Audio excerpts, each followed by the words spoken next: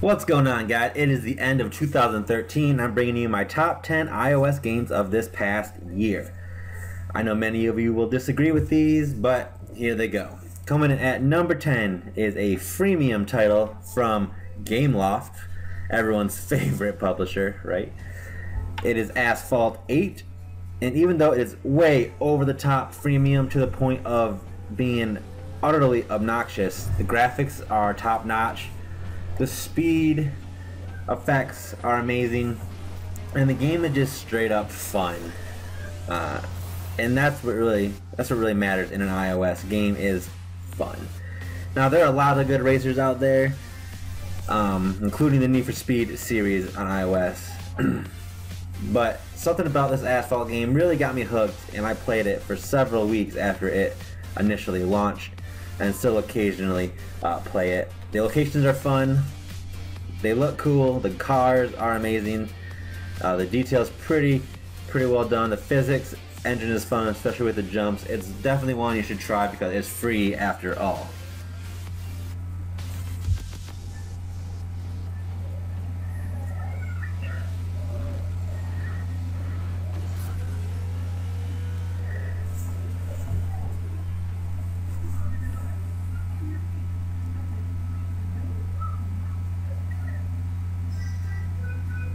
Alright, coming in at number 9 is another freemium title which came out early 2013. I included it because it has tons of players, really good reviews overall on the App Store, and it's a ton of fun to play. Its freemium model was at first very annoying. This is of course Injustice, but since some of the major updates, the freemium aspect has been toned down quite a bit, and it's much easier to progress without having to deal with the freemium stuff. So that is number 9 on my list.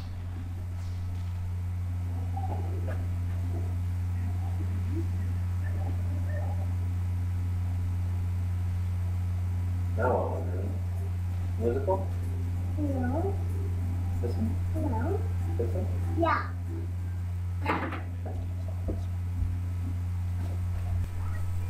Coming in at number 8 is a premium title by Square Enix. This is Deus Ex The Fall. Now there are in-app purchases, so you can spend real money to progress in the game faster and get cooler weapons, but the game is entirely playable with just the upfront $5 or whatever it costs. The graphics engine is very good.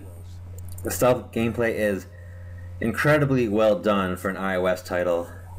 The shooting mechanics, that if you're going all out guns blazing, are a little bit spotty. But if you're playing in a stealth mode, it is one of the best stealth action games out there on the App Store. It captures the essence and feel of a Deus Ex title and is a worthy addition to the Deus Ex franchise, and I definitely would recommend picking this up if you haven't already. It's a lot of fun. You won't regret it, in my opinion. So that is number 8 on the list.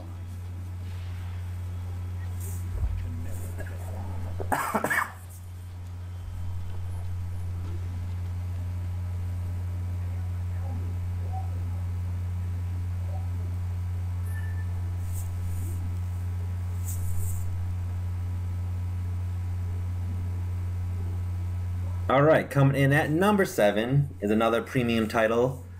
This one is a platformer by Disney. It is Castle of Illusions. Starring Mickey Mouse. It was originally made in the 80s or 90s for the Sega Genesis, I believe.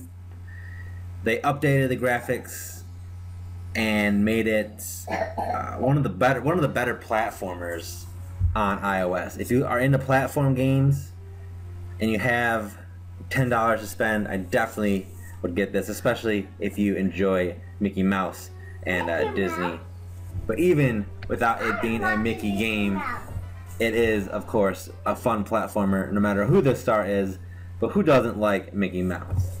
So definitely pick this up if you have a chance. It's $10 on the App Store. It's a universal app for iPad and iPhone and iTouch and all that jazz. And the graphics are amazing, very well done. and the gameplay mechanics are as well very well done. You get the feel that you're playing a console level game, which you are, in the palm of your hand.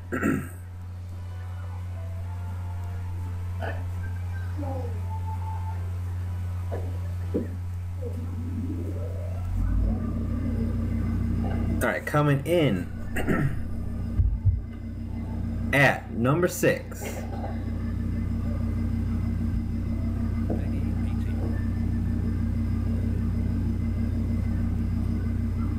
One of the most anticipated games of 2013, and even though it came to us at the end, I'm including it in this list because of the fan base, the level of graphics, the level of immersion that these games offer. This is The Walking Dead Season 2, if you haven't figured it out. Definitely pick this up. It's $5 for the first episode, and then I think like $15 for all the rest. So it's a little pricey, $20 for the whole package, but definitely worth every penny. Definitely pick up The Walking Dead Season 2, coming in at number 6.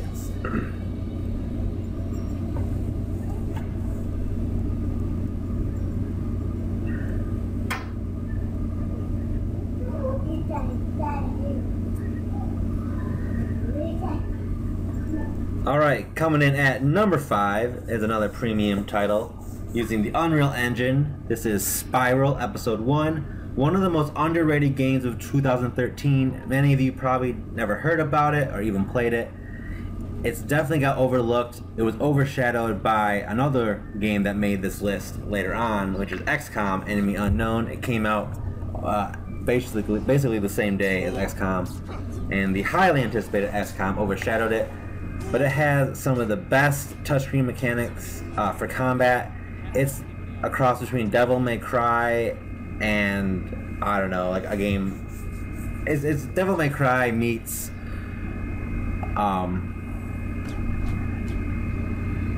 anyway, pick it up. Devil May Cry type combat. There's an arena mode, a very cool storyline. It's going to be the start of a new trilogy. If you can, try out the free version, and if you like it, pick up the rest of the version. The best part about this, one of the best parts about this, is it's true premium, meaning there are no in-app purchases. You just pay for the game, everything is unlocked, you do everything in-game without having to spend any more real money, which I really enjoy. So that was number 5.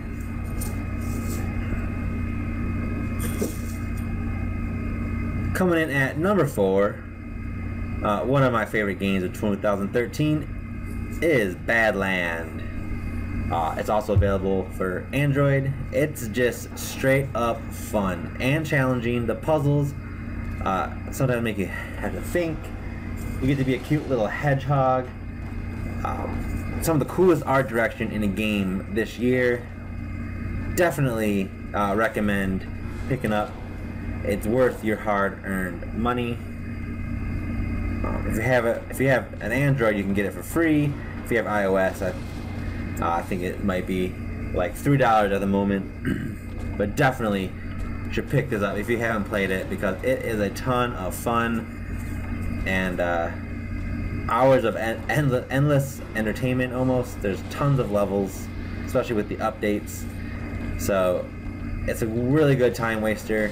You don't have to you can just pick up and play a couple levels and put it down without having to immerse yourself too much in the game. So I think it's definitely a recommendation. That looks so cool, man. You look really cool. In a minute, let me finish this, okay?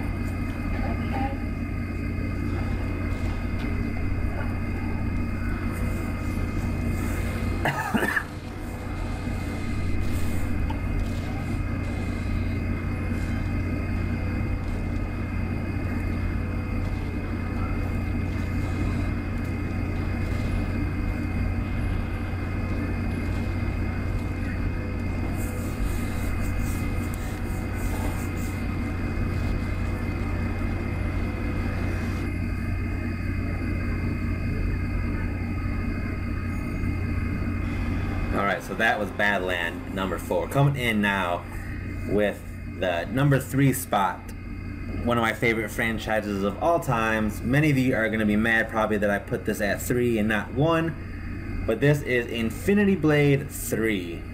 It would have gotten a higher score, but too much plagues this game, from the glitches to the bugs to losing game saves to the worst part about it, the freemium timers and battle chip currency. This game could have been great. It is good, and actually this trailer is one of the better parts of the game in my opinion, although of course I still love it. The fact that it pushes in-app purchases as much as it does for being a $7 game is one of my biggest pet peeves, and I actually almost didn't even put it in the top 10, but it is worthy of at least the top 5. I have it at 3, although I could have easily put it down at 7 right after Injustice, because it's a premium that acts like a freemium, which is the worst kind of game in my opinion, especially when you have games like Badland and Spiral and The Walking Dead and Castle of Illusion, who are premium, that range between $3 and $10, and they don't try to push in-app purchases down your throat as much as Chair and Epic Games has done with Infinity Blade 3. But all the negative aside, it is a great game. The presentation is wonderful. The storyline is crap. The combat is good because it is Infinity Blade. So pick it up. It's on sale right now for $3, I believe. So pick it up. It's worth $3. There's some cool glitches that you can get you some money that you can see on my channel and other people's channels as well. So definitely, I do definitely recommend it, although it is not my #1 choice of 2013. Many of you will probably be surprised what that is, and we'll find out very shortly here. So that was Infinity Blade 3. Pick it up if you have not already.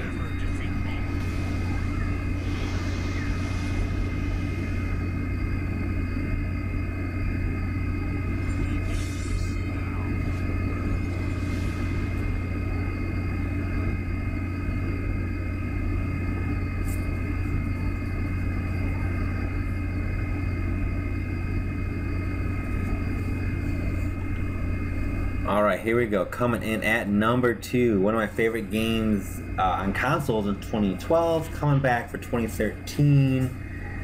Coming in at #2. This is, of course, XCOM Enemy Unknown. Available on the App Store. It is a almost 100% port of the PC and console game, which is, to say the least, amazing that they can port almost 100% a game that was on consoles to our mobile devices. It's just plain ridiculous how awesome that really is. So that's why this gets the #2 spot. It is of course a hefty $20, but you have no in-app purchases or anything like that to deal with.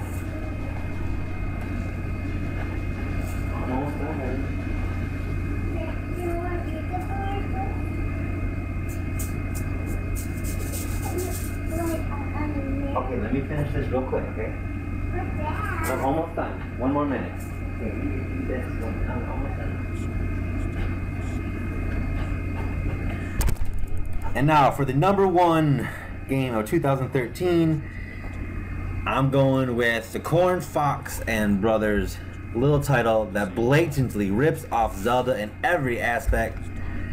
This is Oceanhorn. One of the most anticipated RPGs coming to mobile devices, to iOS. Some of you might not have heard of it, but trust me, it was highly anticipated. There was a lot of hype building around this game, especially in Japan. Has one of the legendary composers of the Final Fantasy series doing the score of this game, so the music is incredible. You have to pick this up if you haven't already. It is about 10 to 15 hour main storyline. It's $9. You get tons of bang for your buck. I mean, the main storyline quest is longer than Infinity Blade 3's main storyline quest, which you can finish in just like an hour or two. So there's tons to do. If you love Zelda, you're gonna love this game. It looks gorgeous. The gameplay is spot on for a touch device, and it steals unapologetically from Zelda, which is, in my opinion, a very good thing. So pick it up if you have not already. You will not regret it.